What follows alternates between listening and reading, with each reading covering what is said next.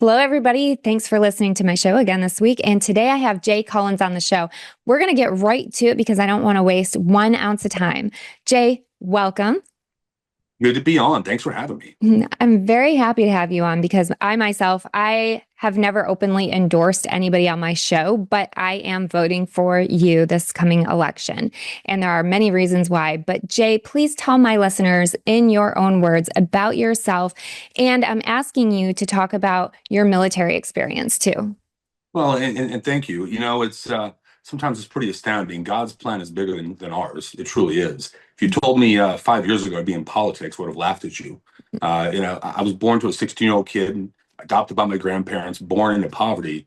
We lost our family farm. It's all the makings of a great country song, right? And went to college for a couple of years, lost my scholarship, joined the army, went into intel, kind of an odd fit. Got into special forces.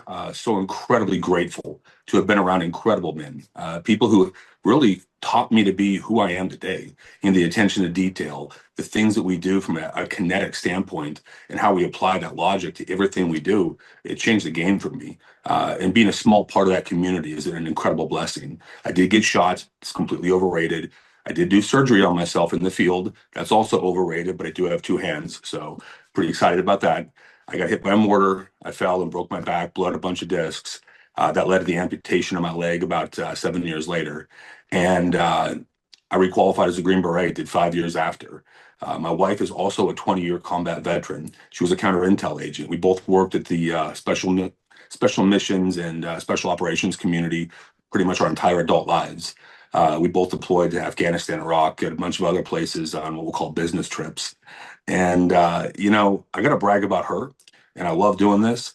When I was laying in a hospital bed, unsure if I was going to be able to walk, run, jump, be an active dad, husband, let alone requalify, she actually retired to take care of us, to take care of our son, Gabe, at the time, who was throwing up 10, 12, 14 times a day from sensory processing disorder. And we had 5 miscarriages. We were doing IVF and IUI at the same time. So all of that's on her plate, and she decides she's going to retire. She was the very best at what she did, the senior counter intel agent in all of Army Special Operations. And she decided it was more important to take care of our family. I wouldn't be where I am if she hadn't helped us. She hadn't done what we all do, which is sacrifice and push forward. So I always make a point to say she gave me a leg to stand on before I had one. And, she's my ride or die, my best friend and the person who's been there through thick and thin. Mhm. One thing that you said to me that was really interesting was the fact that you were born to a 16-year-old. Did you say that? You said that, I right? did. Yeah. Sure did. And that's really interesting to me because so many people talk about how you have to have all sorts of money before you can go into politics, how you're born into money, you're born into something here. And obviously, you're saying that's not true. Yeah, no, I was not born into a silver spoon. But we didn't even have spoons at some point, I'm pretty sure. So, look, it's not where you come from. It's what you do with where you come from. If I can do it, man, anybody can do it. And this is one of the things that's really important for our veteran community to understand. And it's a lesson that I learned in special forces, assessment and selection, to be clear. Do not self-select. Don't tell yourself you can't do it. Don't get in your head. Get in the mix. And if you win, fantastic. Keep pushing. If you fail, figure it out. Get up and try again. Man, anything's possible in this country. It truly is. You just got to put the time in. Mhm. Some of my old school listeners know that I've been in the military community a long time, putting out podcasts, putting out radio shows.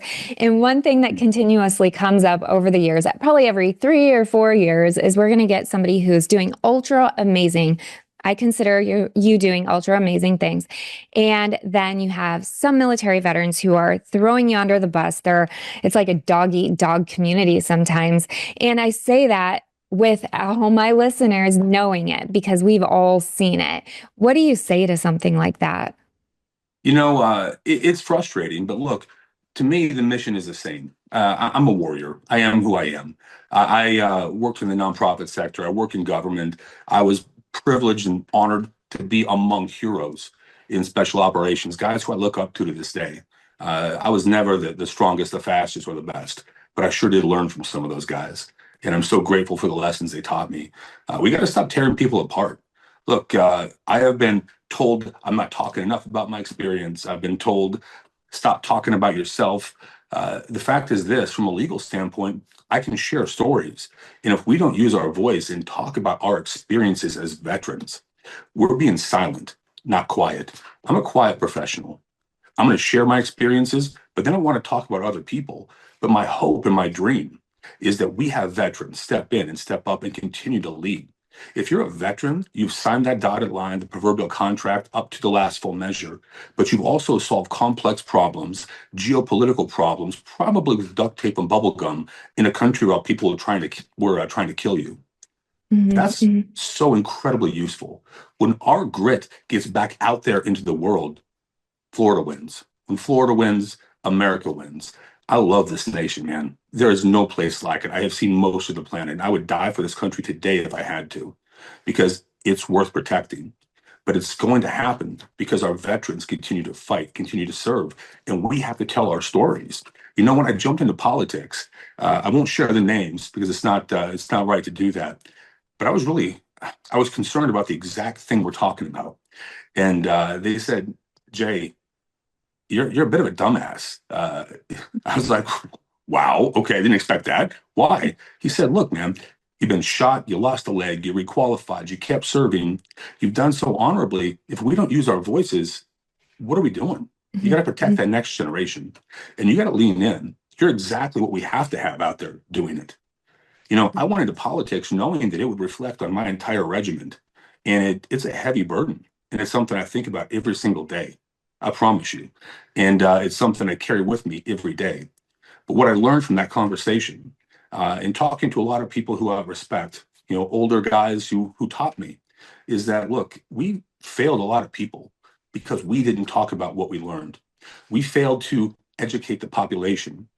Every time our nation has hit the skids or things have gotten tight, it's never the politicians, it's not the bureaucrats. It is the working class, the people who create jobs, do hard things, and it's the warriors who step to the front. We have to share that. We have to connect with the people in the community. And by God, our warriors have to lead. Our nation is better off when that happens. mhm. Absolutely. And you lived through that for a reason. And I don't think it's to sit quietly and do nothing. That's right. Those listening know my husband he was wounded in war, and not to compare injuries at all because his were completely different than yours. And no veterans' injuries are exactly the same. But the point of the story is if we don't, as collectively a military community, stand behind those who have sacrificed so much for our country, then what was all of this? It would just be in vain. That's right. So, Well, mhm, that's exactly it. You know, my job is to protect and preserve what we have. I mhm, love it. I love my family. I have two little boys that are 11 and 14, and I hope and pray that they have peace in their time. So I sure would prefer the war is now. I have to fight something. Let me fix it for them. mhm, mhm. Absolutely. And we have some questions that have come in. And one is from Operation Outdoor Freedom Volunteer, who's one of my favorites, actually, my husband. And he's like, hey, ask Jay about this. So I'm going to ask you. There was a promise for Peace River State Forest, and it was that it would be used for military veterans. And there's a lot of people who back that cause, a lot of people who donated to get it up and going. And there's a little bit of concern that it's been opened up to some public horseback riding, and some people want to open it up to different types of organizations in their camps. And what do you say about that, or what can you do about that, or how should we approach it when we see some of the areas of Florida that were intended for veterans to be used to kind of start fizzling out a little bit? Well, there's always creep, right? And that's an unfortunate reality. You do something and then others want to come in. I Mhm, think I don't have the details on this. You know, mhm, that's not the area where I'm right, not right next to it. But mhm, I would love to come check it out with my eyes. You know, mhm, one of my favorite parts of being lieutenant governor is I can pretty much show up and get in the mix on anything mhm, and everything. I mhm, love it. You know, I've had opportunities to go get on a crane and work knuckle booms in the lumber industry, which boggled people's minds, and get out there on a boat with people who are trying to figure out why the rivers aren't flowing properly in certain areas. And then, look, man, I'm a veteran. I'm married to a veteran. My best friends in the world are all veterans right now. mhm, And I'm very grateful for it. I'm happy to come out there. Would love to see it and love to understand exactly what's going on. mhm, And if we can shine a light on something that I can help out with, great. But in the end, let's talk about it. Show mhm, me what's going on. I'm happy to. mhm. I love that. And then we have some high schoolers who wrote in, which I was I very love that. happy about because I mean, high schoolers, they're seniors. And so they're really concerned about Florida, which go figure, you always hear about teenagers who are not involved, and now we have a bunch of them. So we have a question from Nick, and he says, what are your thoughts on the current housing market in Florida?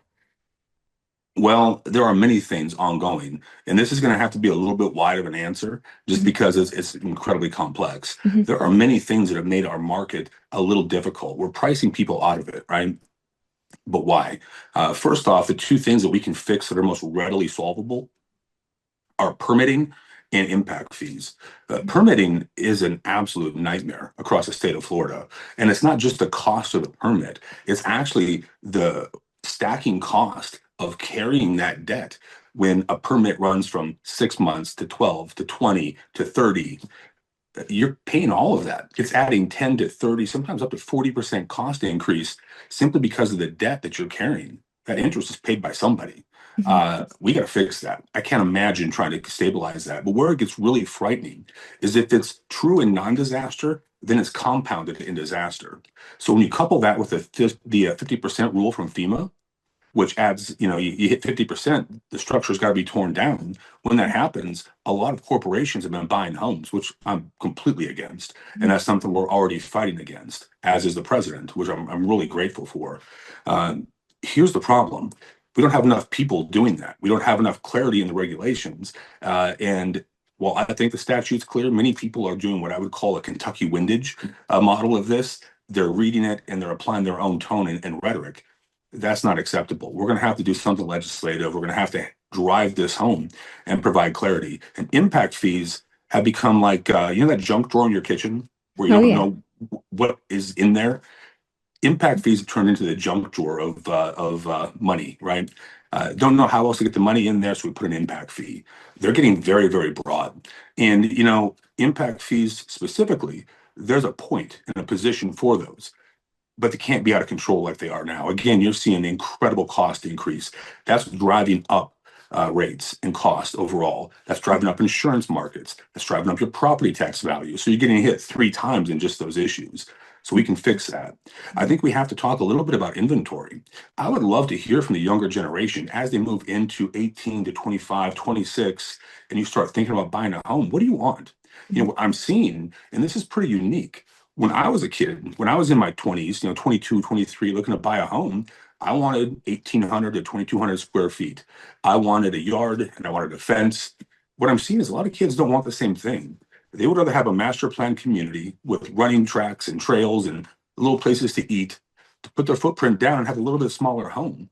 Well, if that works, well, now that's more cost effective. You can get a lower price point with a home and you can really make that thing incredibly strong in terms of hurricane resiliency as well. That entire community, because of how it's built. I think we got to talk a little bit about inventory with our builder community, but that's a community forum thing. I would Mhm. love to hear from your audience on that. And then last, what we're doing in property tax is incredible. It is. Getting rid of the first $250,000 home value, that makes your first time home buyers manageable. That's money right back in your pockets. And in the next 5 years, that should bump up to 500,000 as we steady that thing. That's an incredible thing. That's money back in your pocket. That's you owning your home. That's your piece of the American pie and a place for you to put down your roots. That makes it manageable and affordable. Mhm. Mhm.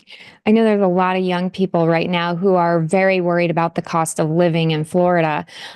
Even my kids alone, my two youngers, which I say younger, 30 and under, um, you know, they just moved back into our house. And Mm. for us, it's nice because, I have the extra help and there's a lot going on at home that I need help with. But on the flip side, it's also kind of discouraging and a little bit sad for some of these younger people. I know a lot of people in foreign countries, they all move in for family wealth and things like that. But the economy in Florida, it seems pretty high right now. I mean, even when we travel to other states, the grocery stores are very expensive. The cost of living is very expensive. I'm not really sure what we can do about that because, I mean, overall, it seems like there is a lot of inflation throughout the country. And I'm not sure if you have any suggestions for those kids who are like, you know what, I make decent money, but I don't want all of my money to go to a mortgage or all of my money to, go to pay basic necessities or even health care. Yeah, so a lot of that last answer applies here. But I Hmm. think the other area that we're working on is property insurance, right? Hmm. Hmm. We've got to do several things. What we did in tort reform did incredible things. We were down to one insurance company. We're at 17 and growing now. We had 77% of the litigated claims, Hmm. but only 7% of the functional claims on average in the state of Florida. We were lawsuit crazy. There's still some more we can do. We still have inherently too much fraud, Hmm. Oh, yes. Oh, especially yes. after a hurricane. Oh, We have yes. got to get serious about holding those people Hmm. accountable and Hmm. hammer them. We Hmm. really do. Because Hmm. it's distributing cost across everybody. That's one. There's some jurisdictional things where some insurance companies, when it goes to suit or they try to go to the court system, they're trying to take it out of Florida. I'm not okay with that, right? I think there's some extreme transparency tools that we can utilize from a graphic interface or a dashboard footprint.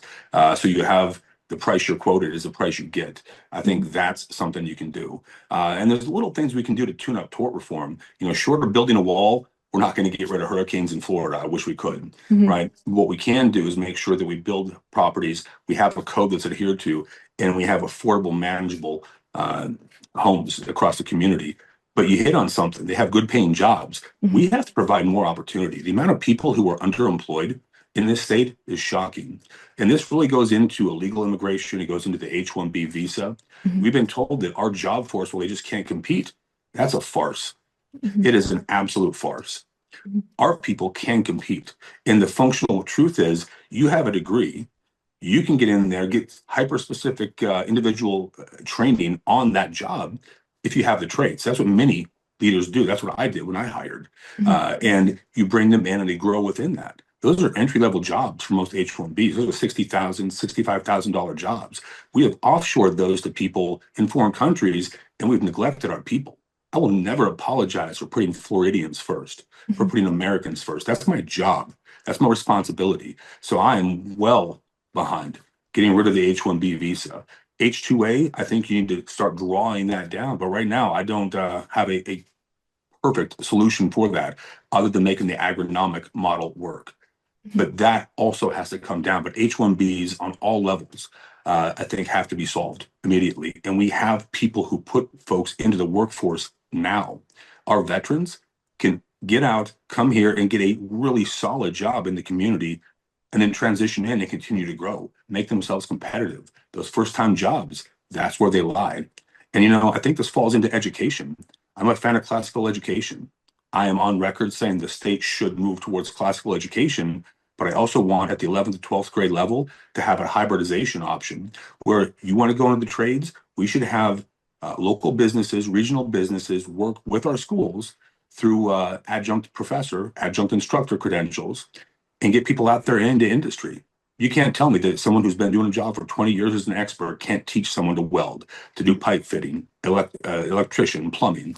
Those jobs are critical and they're great paying jobs. We have to stop having that inherent bias on bachelor's, master's, PhD and Oh, put people yes. out there into careers. Oh, yes. And then all the propaganda that a lot of the colleges like to push into the kids' heads. That's right. Um, so we have another question, and this is from another high schooler who says, how do you plan to address wildlife urbanization in Florida? Yeah, so it's balance. Right Mhm. now in this election, you have three options. You have Byron Donalds, who's kind of said, "Hey, look, people are coming, suck it up, Buttercup." That's Mhm. not the solution. You have some who want to have this European Union style moratorium where we're basically going to put a wall up, not let people in, 50% taxes. I mean, it's nonsense. And you can't just say you're not doing this without functional proof or reason how it's harming the community. What you can do is what Governor DeSantis has been doing. What I propose, because I'm the lieutenant governor, I don't have to talk about leading the state. I already am. Uh, you have to have guardrails and you have to drive this thing forward, right? So, first off, development, you got to keep agriculture. If we can't feed ourselves, we lose everything. Food security is a national security issue. You got to keep our beaches and waterways. People visiting our state, tourism is always one or two in terms of how our economic sectors are developed and built. We love our beaches, we love our waterways, we love those green areas across the state. That includes our wildlife and the wildlife corridors. We have done incredible work under Governor DeSantis. That will continue under my watch. We have to maintain that. Florida has to remain what it is. That's why people come here. If we destroy it, what are we left with? A hotter, no Four Seasons version of New York. Nobody wants that. Florida is beautiful because it's Florida, because we made it into what we want. Let's keep it the way we have it. So we have to manage growth on our terms, simply put. Oh, yeah. One of the things that's been driving us crazy lately around in our neighborhood is the people who are coming down here from the north trying to bring their politics in blue states and trying to bring them down here in red states. They come here because they love our ethics and everything we have going on, and then they try to switch it around. We don't like Yeah. that. Yeah, don't New York or Florida, please. Right. No, no, thank you. Here's a question from Susan. She says, what is your stance with all of the data centers that are Hmm. popping up? I suspected that was coming. So look, take all the answers from growth and apply it to data centers. But let's get hyper specific. There are 6 things that we got to talk about. One is energy. You can't pass rates on. No cost to the people, hard stop. It's non-negotiable. If you don't have your own internalized plan to build this with zero energy transference, and you're not going to build, hard stop. Water is the same way. They're very, very, very expensive in terms of water requirements. One hyperscaler takes the amount of water compared to a city of 50,000 people. That's frightening. That's diverting water. That's harming our people. No, not negotiable. If you impact our waterways, our aquifers, you have secondary, tertiary, even quaternary level impacts on the water areas, the answer is no. You have to have a mitigation. You have to have that plan, and you got to have follow-up. If you go outside those, you're going to get hammered. Third thing is this. I want to have extreme transparency on who the customer is. We're not going to bring people in here who hate Florida, who hate our views, and are going to undermine what we are. I'm not bringing that in. It's like the old Dracula movies, right? You invite Dracula into your home, you lose your power. Let's not do that. Let's be smart consumers and make sure we know who we're bringing into Florida. And then here's 3 things on AI. And these to me are non-negotiable. And they're things that, as a dad, I think are incredibly important. One, that front end engine in AI, it has to be data pure, meaning no more the inherent bias with the climate alarmism, all the DEI garbage, all these things that divide our people, that contradict our founding fathers' intent, our principles. Stop, non-negotiable. Has to be data pure, only on the line, and move this thing forward as an adjunct, a tool. It's like a hammer. Second thing is this. The homicidal, suicidal, ideational aspects of AI, that is a problem. There has to be accountability. If that happens, I am going to push forward, and I'm going to push for accountability from whoever had a part of that. And the third thing, and probably the most principled and important thing we can do, AI will never replace people. AI is an adjunct. It is a tool to be utilized by people. AI would have told you that this poor kid who grew up in a trailer would never have had an opportunity because statistically, it didn't happen. They would have told you that when I got injured, shot, lost my leg, I was done. They would have told you that when I requalified and got into the nonprofit sector, all the things we tried to do and did weren't possible. That politically, everything I've tried to do wouldn't have happened. AI would never have bet on me. AI doesn't understand the human dynamic, how powerful the human spirit is, how powerful the potential is within each of us. So we have to have people in control. AI works for us. It doesn't replace us. And now I have another question for you, and it's a tough one for me because I'm a nonprofit CEO at the Black Feather Foundation, and we've been advocating for girls who are missing in Manatee and Sarasota County.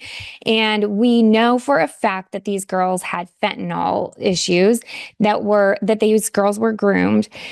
How in the world are we going to handle this huge fentanyl crisis? It's big. And, at first I thought, it's really not that big. It only affects a few people. Oh, these girls are taking it by choice. But then you really start getting into the nitty gritty of it. And it's pretty bad, actually. Yeah. Yeah, so look, having the border closed is huge, but now it's moving in different ways, right? We're going to have to work with law enforcement on a federal, state, and local level. I will tell you, I'm encouraged by one thing. I have seen more cooperation, more work together in a combinative manner in the last 2 years than I have seen at any point in my life. It's incredible. We have DEA, we have Border Patrol, we have all of these guys working on immigration, working on drugs. You have the FBI working with us, all rowing the boat the same direction. If you've been around government, you know that you get three tiers of government working together, they're all going different directions. That just hasn't been the case. It's incredible. So kudos to President Trump and his team. Kudos to Governor DeSantis, and kudos to people getting under this nest and pushing forward to protect our people. But we're Hmm. going to have to go on the offensive. We're going to have to make sure that we help eradicate this because it's killing lives. Hmm. I've talked to too many parents who've been impacted negatively, Hmm. either through the loss of a loved one, through serious harm to a loved one, or someone was lost because somebody else was under the influence of fentanyl or something like that. And then Hmm. let's just talk about the trafficking aspect of this. That's modern day slavery. Hmm. It has to be eradicated. Mhm. Absolutely. And I want to give a shout out to Caitlin Sant's mother. I talk to her very often, and she has been grieving the not knowing where her daughter is for the last 2 years. And, it's these situations are extremely sad. And I push America first, and these girls are, America first. And so hopefully anybody out there with information on Caitlin, please come forward. Or if you can help, if you're listening, please come forward. And Jay, do you have any suggestions for normal civilians who want to help get involved in trying to advocate for some of the missing people? Because some people, they're like, we don't know how to do this. We don't know where to start. We don't know how to do this safely. Um, any Yeah. suggestions? So yeah, reach out to your sheriff, reach out to the FDLE, reach out to FHP. They all have programs that work combinatively for this. I believe the Attorney General has a program, and you have to lean in and help work with the government. We have so many people across the state working on this thing. We have our own human trafficking task force as well that is incredibly driven and focused on this issue. Reach out to all of them, take part in it, make sure that your voice, your concerns are heard, and let's bring people on target for this. Right. I was surprised to hear that Dade County had over 50 missing people that are out there somewhere, not accounted for. And that's only since 2015. And that was a few weeks ago. So it could be different by now. But Yeah, it's a pretty big issue that I think that our citizens are getting really tired of. And so anything we can do to come together to fight this, let's do it. absolutely. So thank you, Jay. And thank you so much for your service. Thank you for everything that you've done for our state. And thank you for being an amazing lieutenant governor and the next governor of Florida. Well, thank you. It's a privilege to be on here, and I appreciate the conversation. I would encourage people, if you want to know more, reach out, get on our website. That's jforflorida.com. Follow us on Twitter, on Facebook, on Instagram, on LinkedIn, any of those normal platforms. We're out there, and we want to hear from you. So I appreciate it, and thanks again for the questions and the opportunity to share a little bit about our story and what we're going to do. Thank you. How do people get involved in campaigning for you? Go to jforflorida.com, sign up, volunteer. If you choose to donate, we don't run on unicorns and rainbows on this one. We have to have cold, hard American cash to pay for all the things that make this happen. But we need people to sign up, volunteer, and join our team. You can click the link right there on our webpage. It's the easiest way to do it. Thank you. Thank you, Jay. And everybody listening, I'm going to have all that information in the show notes. I'm going to be able to give you all the information on how to sign up to Campaign for Jay. It's very important. We cannot let those who don't have the best interest of our state win.